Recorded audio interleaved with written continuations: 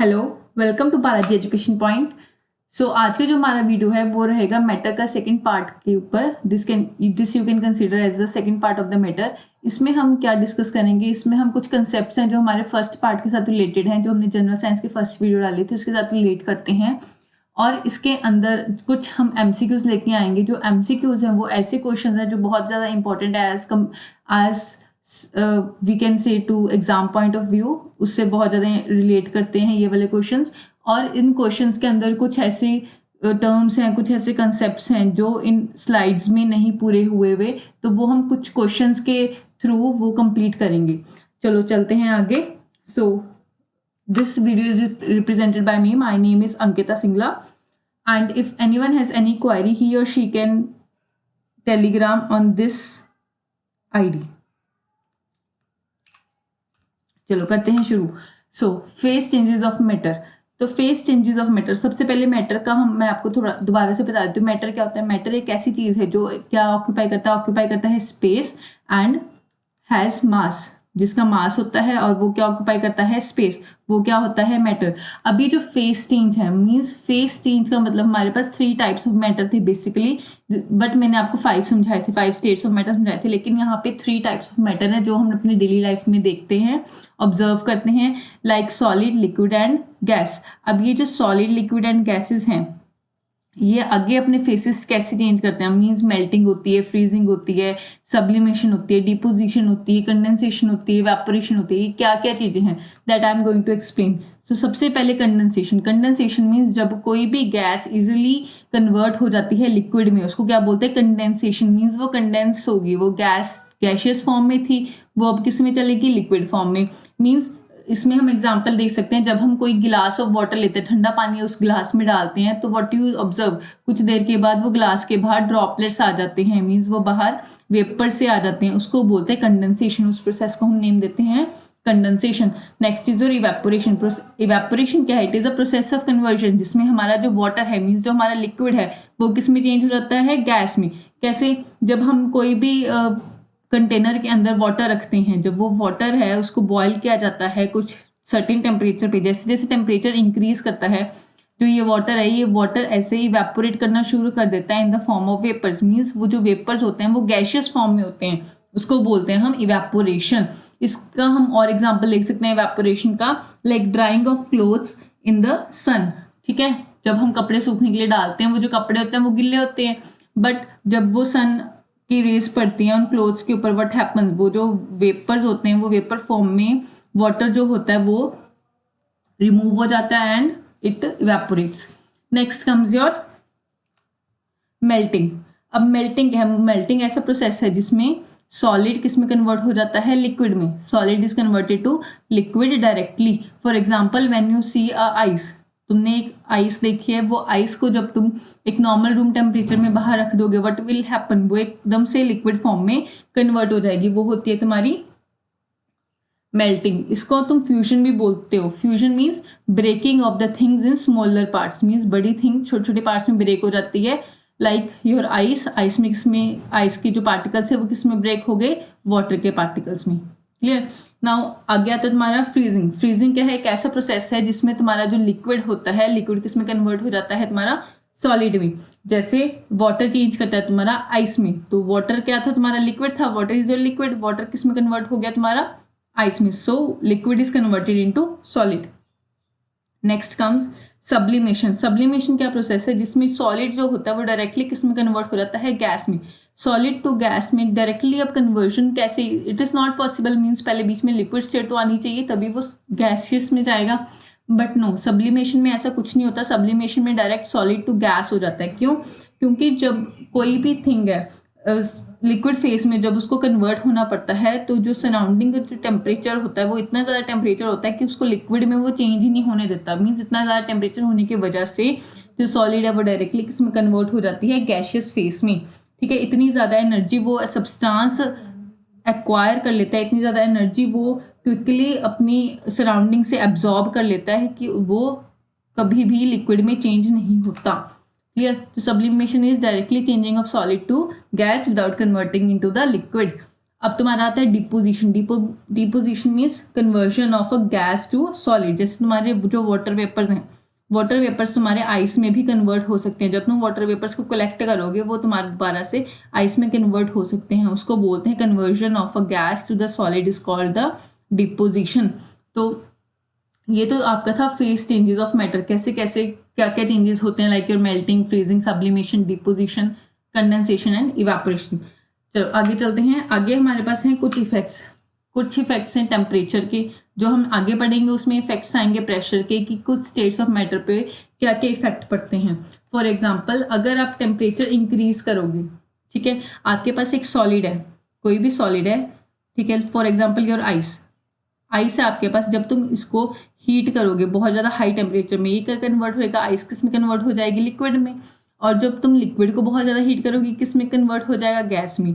तो जो temperature, with the increase in temperature your state of matter increases. But अगर तुम ये ऑपोजिट करोगे, मीन्स अगर तुम टेम्परेचर कम कर दोगे, तो जो ये गैस है, गैस किस में कन्वर्ट हो जाएगी, लिक्विड में, और लिक्विड किस में कन्वर्ट हो जाएगा, सॉलिड में। क्लियर।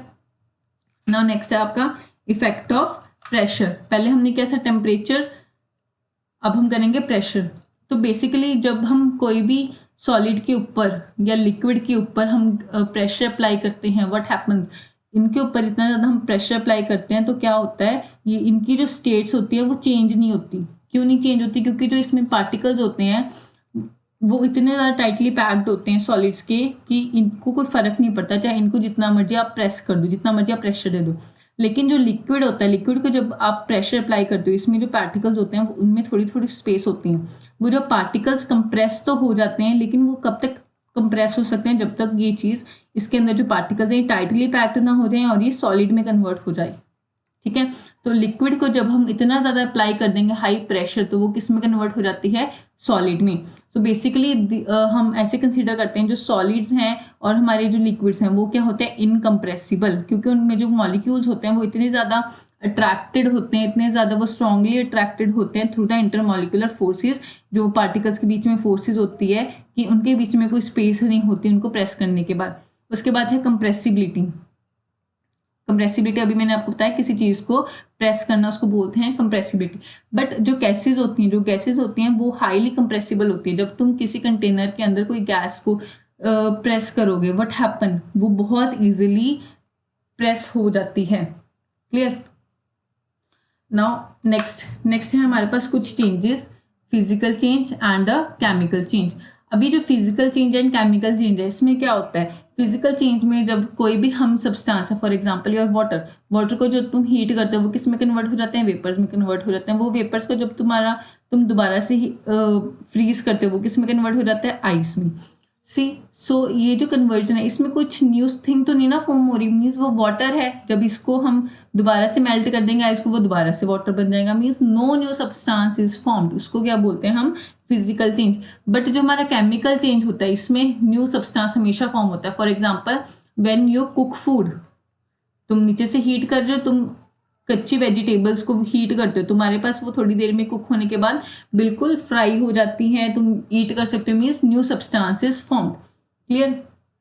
जो फिजिकल चेंज है तुम्हारा, इसमें जो मटेरियल होता है वो अपनी शेप और फॉर्म चेंज कर सकता है, लेकिन इसमें कोई भी केमिकल रिएक्शन और ना कोई कंपाउंड फॉर्म होता है। No compound is formed here, यहाँ पे कोई केमिकल रिएक्शन नहीं होता। But here in the chemical change it is opposite, यहाँ पे केमिकल रिएक्शन अक्कर होता है, तब कोई कंपाउंड अपनी स्टेट वन स्टेट छोड़ के दूसरे के साथ रिएक्ट होके तब वो थर्ड स्टेट में पहुंचता है, मीन्स केमिकल रिएक्शन यहाँ पे अक्कर होती है। क्लियर। अब यहाँ पे जो एग्जाम्पल आएंगे फिजिकल चेंजेस के, वो क्या हो सकते हैं, बॉइलिंग हो सकते हैं, मैंने आपको बताया अभी कि हम वाटर को अगर बॉयल करेंगे वो वेपर्स में कन्वर्ट हो जाएगा, वेपर्स दोबारा से आइस में कन्वर्ट हो जाते हैं। एंड हेयर केमिकल चेंज में क्या हो सकते हैं, तुम्हारी बर्निंग, कुकिंग, ये सारे तुम्हारे क्या हैं, केमिकल चेंजेस। चलो अब चलते हैं आगे हमारे एमसीक्यूज पे। These MCQs are very very important for your exam point of view. ठीक है, तुम्हारे एग्जाम्स में से इसमें से इस टाइप के क्वेश्चंस बहुत आ सकते हैं। चलो चलते हैं फर्स्ट क्वेश्चन पे। So first question, which one of the following statement is not true. कौन सी ट्रू नहीं है, means you have to see the false statement. ठीक है, first, the molecules in the solid vibrate about a fixed position. So guys, तो जो हमने first video की थी उसमें मैंने सॉलिड्स के बारे में तुम्हें प्रॉपरली बताया था कि जो सॉलिड्स होते हैं वो सॉलिड्स हम सिर्फ अपनी पोजीशन पे वाइब्रेट करते हैं खड़े हुए, but they do not migrate. Clear? They the molecules in a liquid are arranged in a regular pattern, this is also true. हमने फॉल्स स्टेटमेंट देखने, the molecules in a gas exert negligibly small forces on each other except during collisions, ये भी true है। But जो last point है, the molecules of the gas occupy all the space available, no this is not true. Gas हमेशा सारी space नहीं occupy करती, क्योंकि जब तुम एक गैस को कंटेनर में डालते हो तो उसके जो पार्टिकल्स होते हैं वो दूर दूर होते हैं, मीन्स इनमें स्पेसेस होती हैं बहुत ज़्यादा, तो ये सारी स्पेस ऑक्यूपाई नहीं करती। So this is the false statement D. So next, which of the following set of the phenomena would increase on raising the temperature. अब इसमें जब डिफ्यूजन, उससे पहले मैं आपको डिफ्यूजन समझा दूँ। डिफ्यूजन क्या होता है? डिफ्यूजन एक ऐसा प्रोसेस है जिसमें जो गैशियस एटम्स एंड मॉलिक्यूल्स होते हैं वो अपने रीजन से ट्रांसफॉर्म हो जाते हैं, जैसे हाई कंसंट्रेशन से वो चल जाते हैं to the low concentration. Means वो अपने गैशियस एटम्स जो होते हैं वो जब उनको बहुत ज़्यादा हीट या टेम्परेचर दिया जाता है वो हाई कंसंट्रेशन से लो कंसंट्रेशन में पहुंच जाते हैं, उसको बोलते हैं diffusion. Evaporation I have explained, compression of gases आपको पता है, अभी समझाया था मैंने। सो फर्स्ट, अब वो क्वेश्चन में क्या पूछ रहा है कि विच of the following set of the phenomena would increase on raising the temperature. जैसे जैसे हम टेम्परेचर इंक्रीज करेंगे तो कौन कौन सा फिनोमेना चेंज होगा, ठीक है, कौन कौन सा फिनोमेना इंक्रीज होएगा। सो इसका जो आंसर है दैट इज सी। जैसे तुम इवेपोरेशन, टेम्परेचर इंक्रीज करोगे, इवेपोरेशन इंक्रीज करेगी, डिफ्यूजन में टेम्परेचर इंक्रीज करोगे, इसमें भी जो एटम्स एंड मॉलिक्यूल्स हैं वो दोबारा से ट्रांसफर बहुत ज़्यादा होएंगे, और जो expansion of gases and temperature increase होने की वजह से इसके जो पार्टिकल्स है बहुत ज़्यादा रेज हो सकते हैं। Clear? Now third, which of the following phenomena always result in the cooling effect. अभी कूलिंग इफेक्ट क्या होता है? लाइक जैसे कोई भी लिक्विड है, एनी लिक्विड, जब वो इवेपोरेट कर रहा है फ्रॉम द सरफेस, उसके पास कूलिंग इफेक्ट क्यों होता है? क्योंकि इट रिक्वायर्स हीट एनर्जी इसमें ले जाती है by the molecules and they convert from liquid into gas. Means जो मॉलिक्यूल्स किस में कन्वर्ट हो जाते हैं? लिक्विड से गैसियस स्टेट में कन्वर्ट हो जाते हैं इजीली, उसको बोलते हैं हम कूलिंग इफेक्ट। तो ये किस प्रोसेस में पॉसिबल है? It is only possible in the evaporation, so it's answer is evaporation. Next, which of the following can not be considered as a form of matter. कौन सा फॉर्म ऑफ मैटर नहीं है हमारा? कौन सा नहीं है? इसमें atom is a form of matter, water भी है, humidity is not a form of matter, but इसका कुछ जो करेक्टरिस्टिक्स हैं वो मैटर के साथ मिलते जुलते हैं, but it is not a form of matter. Electron is a form of matter, so it's answer is C. Clear? Which of the following statement is correct. अब इसमें करेक्ट स्टेटमेंट ढूंढनी हमने। First, materials existing as liquids at room temperature have their melting and boiling points lower than that of a room temperature, no this is not true. The phenomena involving the transition of a substance from the solid to liquid state is called sublimation. No, मैंने क्या बताया था? sublimation भी क्या होता है? सीधा solid to gaseous state आती है, liquid नहीं आती। Next point क्या है? To convert a temperature on the Celsius scale to Kelvin scale, subtract, no, हम subtract नहीं करते Celsius से Kelvin में, हम add करते हैं। Last, the density of the ice is less than that of water. This statement is correct. इसमें क्या बोल रहा है? वो डेंसिटी कम क्यों होती है आइस की as that of a water. जो आइस होती है it is in the solid form, no doubt, मैंने बताया था जो सॉलिड है, सॉलिड में पार्टिकल क्लोजली अटैच होते हैं, लेकिन जब वो आइस होती है, आइस में जो हमारे पास पार्टिकल्स होते हैं उसके अंदर वाटर हाइड्रोजन के बॉन्ड्स बन जाते हैं। ये जो बॉन्ड्स होते हैं ये ज़्यादा इतने क्लोजली पैक्ड नहीं होते, इनमें जो एनर्जी होती है वो कम होती है एज कम्पेयर टू जो वाटर वाले बॉन्ड्स होते हैं। That's why density of ice होती है जो वो लेस होती है then that of a water. Next, which of the following statement is not true regarding the characteristic of a matter. Not true means ध्यान से देखना, कुछ ट्रू देख के ये टिक कर देते हैं, ये नॉट ट्रू बोल रहे हैं, मीन्स फॉल्स स्टेटमेंट आपने ढूंढनी है। Particles of the matter are randomly moving in all directions. This is true. Kinetic energy of the particles increase with the rise in temperature. This is true. Third, kinetic energy of the particles of all the matters remains the same at the particular temperature. No, this cannot be true. Clear. Kinetic energy कभी भी same नहीं रहती, एक particular temperature पे kinetic energy increase करती रहती है, जैसे जैसे टेम्परेचर इंक्रीज करता है वैसे वैसे एनर्जी भी इंक्रीज करती रहती है। Next, which of the following is incorrect about plasma. C plasma, सबसे पहले प्लाज्मा आपको पता होना चाहिए। प्लाज्मा मैंने आपको बताया था, प्लाज्मा क्या है, it is a fourth state of matter, ठीक है, फोर्थ स्टेट ऑफ मैटर है और ये आयोनाइज्ड गैशियस स्टेट होती है, इसमें बहुत ज्यादा सुपर एनर्जेटिक इलेक्ट्रॉन्स होते हैं। क्लियर। सो हमने इनकरेक्ट स्टेटमेंट ढूंढनी है। First, fluorescent tube and neon sign bulbs consist of plasma. This is true. The gas gets ionized when electrical energy flows through it. This is also true. Now it consists of the super energetic and super excited particles. ये भी true है. Last, the plasma glows with a color which does not depend upon the nature of the gas. This is not true. हमेशा जो plasma होता है वो nature of the gas के ऊपर डिपेंड करता है। Clear? So this is the correct answer. Next, kinetic energy of the molecules is directly proportional to. अब काइनेटिक एनर्जी किसके डायरेक्टली प्रोपोर्शनल होती है, किसकी होती है, टेम्परेचर के। कैसे होती है, जैसे जैसे तुम टेम्परेचर को इंक्रीज करोगे वैसे वैसे तुम्हारी काइनेटिक एनर्जी भी इंक्रीज करेगी। Clear. Now which of the following statement does not affect the rate of evaporation. कौन कौन सी चीजें रेट ऑफ इवेपोरेशन को इंक्रीज, रेट ऑफ इवेपोरेशन को इफेक्ट नहीं करती, ठीक है। विंड स्पीड इफेक्ट करती है, सरफेस एरिया इफेक्ट करता है, ठीक है, टेम्परेचर इफेक्ट करता है, बट इनसॉल्यूबल हैवी इम्प्योरिटीज होती हैं जो ये टेम्परेचर के रेट को इफेक्ट नहीं करती। तुम्हारे पास जितनी मर्जी इम्प्योरिटीज हों, जितनी मर्जी हैवी इम्प्योरिटीज हो, जब तुम इसको इवेपोरेट करोगे ये जो तुम्हारा रेट ऑफ इवेपोरेशन होता है वो सेम रहता है, चाहे तुम्हारे पास लाइट इम्प्योरिटीज हों चाहे तुम्हारे पास हैवी इनसॉल्यूबल इम्प्योरिटीज हों। सो this is the correct statement.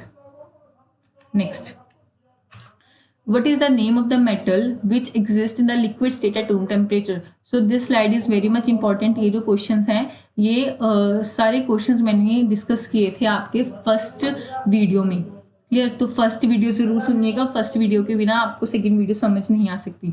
सो आपने कैसा मेटल देखना है जो क्या है लिक्विड स्टेट में है एट रूम टेम्परेचर, सो मर्क्यूरी, ठीक है। What is the name of the non metal which exist in the liquid state eight room temperature. अब नॉन मेटल बताना है, that is your bromine. Clear? Which of the following statement is not a metalloid? तो metalloid क्या होते हैं? First of all metalloid वो होते हैं जिसकी metals की भी प्रॉपर्टीज होती हैं एंड नॉन मेटल्स की भी प्रॉपर्टीज होती हैं। सो इसका जो आंसर रहेगा वो रहेगा tungsten. Tungsten is not a metalloid. Clear. Next, अब heterogeneous mixtures in which the solute particles do not dissolve remain suspended throughout the solvent and the solute particles can be seen with the naked eye, that is known as suspension.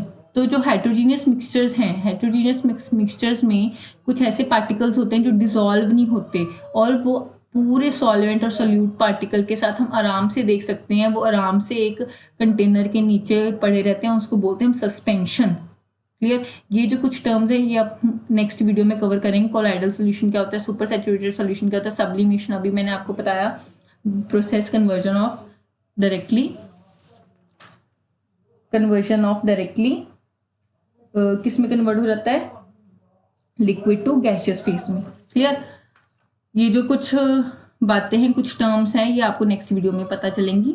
चलिए next चलते हैं। Pure substance which is made up of only one kind of atom, एक kind of atom का बना होता है ये pure substance. Clear. And can not be broken, ये भी मैंने आपको डायरेक्टली स्टेटमेंट बताई थी फर्स्ट वीडियो में, जो ब्रेक ही नहीं हो सकती उसको हम क्या बोलते हैं, एन एलिमेंट। क्लियर। चलो आगे। Next, which of the following non metal is a good conductor of electricity. आपने नॉन मेटल बताना है जो गुड कंडक्टर है इलेक्ट्रिसिटी का, that is your graphite. Next, which of the following property does not describe a compound. So सबसे पहले हमें पता होना चाहिए कंपाउंड क्या होता है। क्लियर। ये भी मैंने फर्स्ट वीडियो में आपको कंप्लीट समझाया था कंपाउंड के बारे में, टाइप्स ऑफ कंपाउंड के बारे में।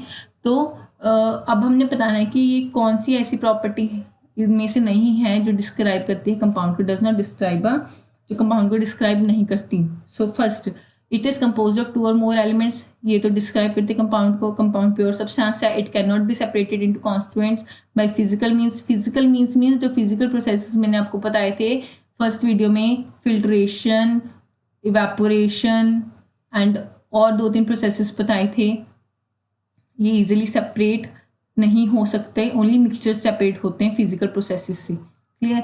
Last, it is mixed in any proportion by mass, so it is not described as a compound. ये मिक्सड इन एनी प्रपोर्शन नहीं होता, ये मिक्सचर नहीं है। Clear. So D is its answer. When two liquids do not mix, two liquid जब वो mix नहीं होते and they form the two separate layers that are known as immiscible liquids. ये बिल्कुल 7th क्लास का topic है। इसमें क्या बताया आपको? उससे पहले मैं आपको बताऊंगी मिसिबल लिक्विड्स क्या होते हैं। जब कोई लिक्विड के अंदर डिसॉल्व हो जाता है, like your water plus milk easily dissolve हो जाता है, तो ये बनाता है आपका मिसिबल लिक्विड। क्लियर। लाइक अब लिक्विड आपने ले लिया वाटर, ठीक है, इमिसिबल लिक्विड के लिए वाटर ले लिया, और आपने एक ले लिया वेजिटेबल ऑयल और कैरिसिन ऑयल, कोई भी ऑयल ले लिया, तो दोनों को तुम ऐड करके देखोगे, है तो दोनों लिक्विड्स, बट ये दोनों आपस में डिसॉल्व नहीं होते, ये अपनी अपनी अलग अलग लेयर्स बना देंगे। पानी के ऊपर ऑयल आपको दिखेगा तैरता हुआ, तो उस वाले लिक्विड को क्या बोलते हैं? Immiscible liquid.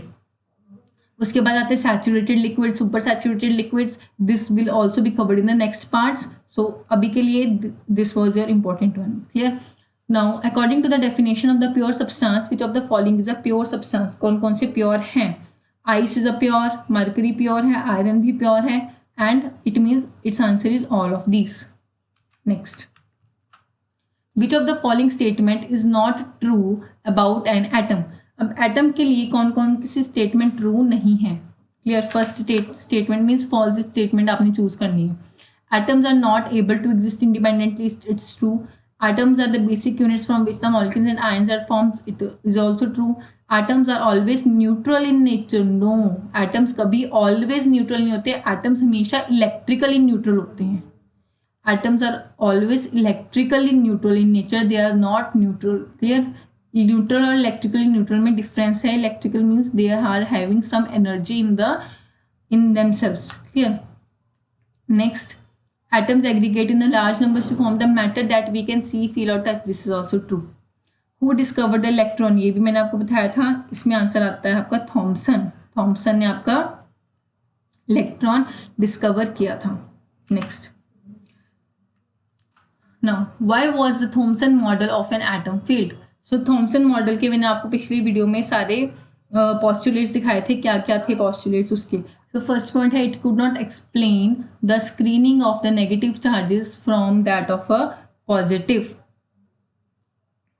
No, it could not explain the screening. हाँ, ये नेगेटिव चार्ज और पॉजिटिव चार्जेस की स्क्रीनिंग नहीं बताया था उसने। तो this was the point. It did not tell about the presence of electron. No, this is not correct.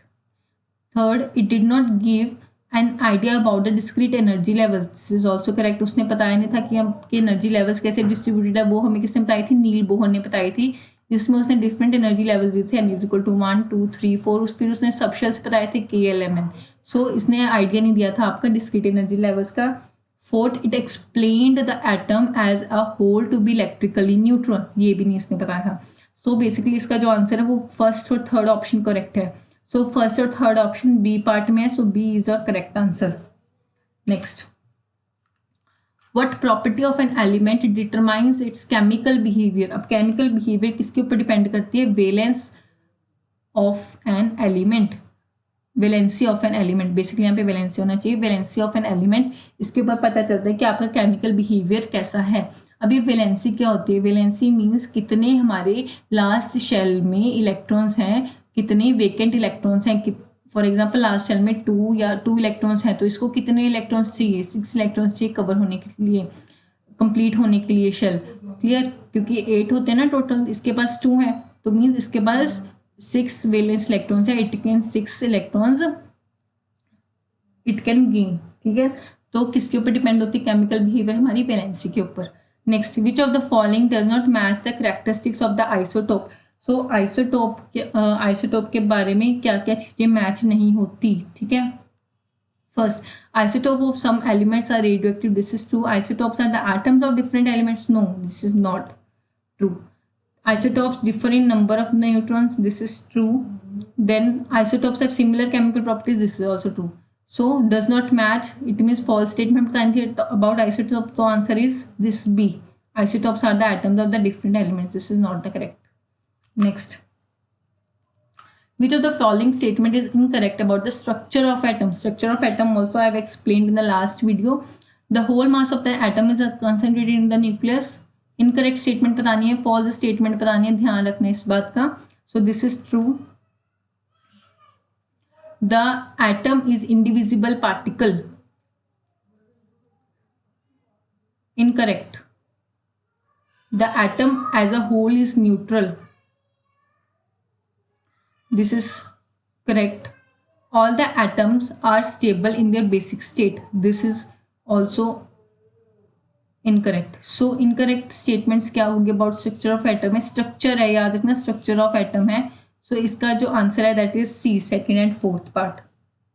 Next, which scientist gave the concept of a fixed energy levels around the nucleus? अभी बताया था मैंने आपको, इसने दिया था नील Bohr ने, जिसने बताया था कौन से शेल्स होते हैं और कौन से सब शेल्स होते हैं. So it's answer is B. What prevents an atom from being collapsed? Means atom एक दूसरे के साथ ना टकराएं, तो वो क्या होता है? Movement of the electrons in the discrete energy levels. Movement of the electrons in the discrete energy levels. अपने अपने लेवल में कोई भी इलेक्ट्रॉन रिवॉल्व हो रहा है बिना किसी को टच करे, किसी और शेल को टच करे. Like this atoms revolve, like planets revolve करते हैं ऑर्बिट में, वैसे इलेक्ट्रॉन्स इन्वॉल्व करते हैं. Next, which of the following pairs are isobars? अब ये आइसोबार्स का सारा concept I have explained in the last video. So इसमें से कौन कौन से आइसोबार्स हैं जिनके जो ऊपर वाले ये वाले सेम होते हैं mass number? These are the isobars. Next, which of the following is an incorrect statement in reference with the observation of Rutherford's alpha particle scattering experiment? So Rutherford ने एटॉमिक थ्योरी देने से पहले alpha particle scattering experiment किया था. उसने क्या किया था? गोल्ड फॉइल ली थी. गोल्ड फॉइल के ऊपर उसने हीलियम के पार्टिकल्स, अल्फा पार्टिकल्स स्ट्राइक करवाए थे. उसमें क्या हुआ था? जो अल्फा पार्टिकल्स थे, कुछ अल्फा पार्टिकल्स स्ट्राइक होकर सीधे चल गए, कुछ इसी रूट से वापस आ गए, कुछ स्ट्राइक ऐसे हो गए. क्लियर? सो फर्स्ट पॉइंट क्या है? Some of the alpha particles. हमने इनकरेक्ट स्टेटमेंट फाइंड करनी है. Alpha particles rebound after hitting the gold foil. Rebound, वो बाउंड नहीं हुए थे. Clear? So this is only the incorrect statement, बाकी सारी करेक्ट हैं. ठीक है, कुछ डिफ्लेक्ट हो गए थे फ्रॉम देयर पाथ, कुछ पास ही नहीं हुए थे, कुछ स्ट्रेट पास हो गए. तो ये तीनों चीजें रदरफोर्ड एक्सपेरिमेंट अल्फा स्कैटरिंग के अकॉर्डिंग करेक्ट हैं और first is not correct. Next, why do most of the elements try to participate in the chemical combination? क्यों वो chemical combination क्यों करते हैं? To gain more electrons? No. To achieve inert gas configuration. Inert gas configuration को क्यों वो achieve करना चाहते हैं? This is correct. क्योंकि उनको अपनी जो वैलेंस इलेक्ट्रॉन्स होते हैं, जो वैलेंसी होते हैं, वो कंप्लीट करने होते हैं. लाइक फर्स्ट शेल में 2, सेकेंड में 8, देन 18, लाइक दिस. उनको अपनी वैलेंसी कंप्लीट करनी होती है. That's why they like to achieve the inert gas configuration. और नेक्स्ट पॉइंट है आपके पास, to complete their octet. Yes, this is also correct. Octet and inert gas configuration में लगभग सेम है दोनों के मीनिंग, कोई डिफरेंस नहीं है, क्योंकि इनर्ट गैस कॉन्फिगरेशन जिनकी होती है वो नोबल गैसेज होती हैं और उनके ऑक्टेट्स कंप्लीट होते हैं.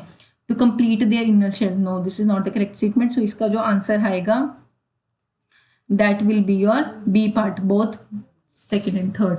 Next, particles having the same atomic number. अब जिनका atomic number different same होता है और different mass number होता है, they are called the isotopes. Clear? Next, which of the following statement is correct about the s orbital? अब किसके बारे में पूछा आपसे? s orbital में. s orbital में जिसमें हमारे पास n is equal to 1 shell होता है और उसमें इलेक्ट्रॉन्स होते हैं 2. So first is they are found in all particles, all principal energy levels. It is correct. तो आपने incorrect statement देखनी है. They are spherical in shape. This is also correct. They can only hold 1 electron. No, ये maximum number of 2 electrons hold कर सकते हैं. So this is the answer of 31st C part. Next, of वो principal क्या state करता है? क्या state करता है कि जो आपके पास इलेक्ट्रॉन्स होते हैं वो पहले लो एनर्जी लेवल को फिल करेंगे, फिर वो हायर एनर्जी लेवल को फिल करेंगे. क्लियर? ये आपका प्रिंसिपल स्टेट करता है. तो इसके according only 2 electrons can occupy an orbital. No, electrons enter the lowest available energy level. So this is the correct option for 32 answer, B part. Next, the electronic configuration of an atom element with atomic number 8। अब 8 किसका होता है? Oxygen का होता है। Oxygen में हम जो हमारा आंसर रहेगा वो रहेगा 8 को हमने कंप्लीट करना है। तो मैंने आपको लास्ट वीडियो में बताया था कैसे आप इलेक्ट्रॉनिक कन्फिग्रेशन लिख सकते हैं। 8 इलेक्ट्रॉन्स को कंप्लीट करना है। एस में 2, अगेन 2s में 2, next 2p4। So it's answer is 1s2 2s2 2p4। Now next, which of the following is not the electronic configuration of noble gas. अब जो नोबल गैस होती है उसकी इलेक्ट्रॉनिक कन्फिग्रेशन में जो लास्ट शेल होता है मीन्स उसमें 8 होने चाहिए, 18 होने चाहिए या 32 होने चाहिए। तो इनमें से कौन सी नहीं है? This is this one. तो 1s2 2s2। तो इसमें ये टोटल नंबर ऑफ कितने इलेक्ट्रॉन्स हो गए? 4। फर्स्ट शेल में 2 और नेक्स्ट शेल में कितने होने चाहिए थे? 8, लेकिन यहाँ पे कितने हैं? 2 हैं। But this is not complete. Clear? अब जैसे ये आपके पास सी ऑप्शन है, ये क्यों करेक्ट है? क्योंकि 1s2 2s2 2p6 total number of कितने इलेक्ट्रॉन्स हो गए? 10 हो गए। तो फर्स्ट वाले में एनर्जी लेवल में 2 फिल हो गए, नेक्स्ट वाले में कितने फिल हो गए? 8। तो दिस इज करेक्ट। अब आपने यहाँ पे बताना था not the configuration, means this is not the configuration of noble gas. Next, the order of filling orbital, कौन सा ऑर्डर होता है? ये भी ऑफबो प्रिंसिपल के अकॉर्डिंग आपको फर्स्ट वीडियो में से समझ आएगा if you have not watched. उसमें 1s 2s 2p 3s 3p 4s 3d 4p means low energy level से हाई एनर्जी लेवल तक जैसे ऑर्बिटल्स फिल होते हैं। This is the correct order. Next, which of the following has 3 unpaired electrons. किसके 3 unpaired electrons होते हैं? Like your nitrogen. ठीक है, नाइट्रोजन में टोटल नंबर ऑफ कितने इलेक्ट्रॉन्स होते हैं? 7 होते हैं। 3 पूछे अनपेयर्ड इलेक्ट्रॉन्स। अब इसकी इलेक्ट्रॉनिक कन्फिग्रेशन कैसे फिल होगी? 1s2 2s2 2p3। लास्ट में कितने अनपेयर्ड इलेक्ट्रॉन्स हैं? यहाँ पे कितने होने चाहिए? 2p6 होने चाहिए, पर यहाँ पे कितने हैं? 3। तो 6 - 3 कितने रह गए? 3 रह गए। 3 अनपेयर्ड इलेक्ट्रॉन्स होते हैं हमारे नाइट्रोजन में। सो this is the answer. Next, 37th question, what is the electronic configuration of a sodium ion. अब यहाँ पे क्या लिखा है इन्होंने? सोडियम, Na पॉजिटिव डाला हुआ है यहाँ पे। ठीक है, Na पॉजिटिव। अब ये पॉजिटिव का मतलब क्या है? जितने इसके एक्चुअल में होते हैं इलेक्ट्रॉन्स मीन्स 11 होते हैं। 11 में से अगर यहाँ पे पॉजिटिव है, यहाँ से एक 1 माइनस कर देंगे। अगर यहाँ पे 2 लिखा हुआ है तो 2 माइनस करेंगे, और +2 लिखा हुआ है तो -2 करना है। ठीक है, तो कितने रह गए? 10 रह गए। तो 10 की इलेक्ट्रॉनिक कन्फिग्रेशन आप कैसे लिखोगे? 1s2 2s2 2p6। क्लियर? सो इसका जो आंसर रहेगा वो रहेगा ए पार्ट। 37 का A part is the answer. Next, what is the electronic configuration of oxide ion. अब यहाँ पे O2 नेगेटिव है। वैसे ऑक्सीजन में कितने होते हैं? 8, लेकिन यहाँ पे इन्होंने 2 माइनस किया हुआ, मीन्स यहाँ पे 2 हम ऐड करेंगे। ठीक है, याद रखें जब यहाँ पे माइनस लिखा हो तो हम हमेशा ऐड करके इसकी इलेक्ट्रॉनिक कन्फिग्रेशन लिखेंगे। अब यहाँ पे 10 बन जाएगा, तो इसका आंसर बन जाएगा 1s2 2s2 2p6। 2 + 2 + 6 10 हो गए। तो its answer is D part. Next, electrons enter the 4s sub shell before the 3d sub level because. क्यों? क्योंकि 4s में एनर्जी कम होती है as compare to 3d। 3d में सबसे ज़्यादा इलेक्ट्रॉन्स होते हैं 10, और s में हमारे पास 2 होते हैं। तो 4s छोटा हमारा एनर्जी लेवल है। अकॉर्डिंग टू ऑफबो प्रिंसिपल पहले छोटे वाले में फिलिंग होनी चाहिए, देन हायर में जाएगा। सो इसका जो आंसर रहेगा करेक्ट वो रहेगा the 4s orbital has a lower energy. Next, last question, which statement about chromium is incorrect. अब क्रोमियम के की अकॉर्डिंग कौन सी यहाँ पे फॉल्स स्टेटमेंट है? First, chromium is a transition element metal. This is correct. Second, the electronic configuration of chromium 24 होते हैं ना इसका एटॉमिक नंबर, तो 24 के according this is the correct. Next, the electronic configuration of chromium atoms is this. No, ये गलत है यहाँ पे। This is incorrect. इसका एटॉमिक नंबर इज 24। सो हमने इनकरेक्ट फॉल्स स्टेटमेंट ही देखनी थी, that is your C part. With this we have completed our general science second video, जिसमें हमने बहुत सारे टॉपिक्स देखे। कुछ जो वीडियोस स्लाइड्स रिलेट करती थी हमारी फर्स्ट वीडियो के साथ। उसके बाद हमारे पास सेकेंड वीडियो है जिसमें हमने सारे MCQs डिस्कस किए, ऑफबो प्रिंसिपल के बहुत सारे क्वेश्चंस डिस्कस किए। आई होप सो ये वीडियो आपके लिए बहुत हेल्पफुल रहेगा। एंड कोई भी आपकी क्यूरी हो, कोई भी आपको फीडबैक देनी हो, प्लीज़ फीडबैक ज़रूर दीजिए। कोई भी आपको क्वेश्चन पूछना हो, you can comment in that. Thank you very much.